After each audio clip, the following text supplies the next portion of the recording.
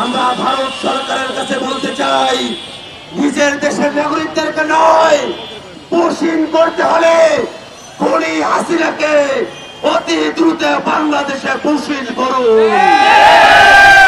আমরা বাংলাদেশের জনগণ শেখ হাসিনার রায় কার্যকর দেখতে চাই। আর যদি শেখ হাসিনার হিম্মত থাকতো বাংলাদেশের বিচার বিভাগের কাছে নিজেকে নির্দোষ প্রমাণ করার হিম্মত থাকতো, তাহলে ভারতে বসে থেকে নয়, গোপন আস্তানায় বসে থেকে নয়, বাংলাদেশের বিরুদ্ধে ষড়যন্ত্র করে নয়, শেখ হাসিনা বাংলাদেশের আদালতের কাছে এসে আত্মসমর্পণ করে আত্মপক্ষ সমর্পণের সুযোগ খুঁজত।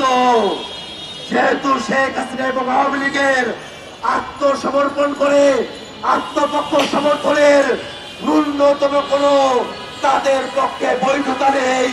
তারা জানে তারা খুন করেছে, মানবতা বিরুদ্ধে অপরাধ করেছে, গণহত্যা করেছে, কোনোভাবেই আত্মপক্ষ সমর্থনের কোন নৈতিক ভিত্তি শেখ হাসিনা এবং আওয়ামী লীগের নাই।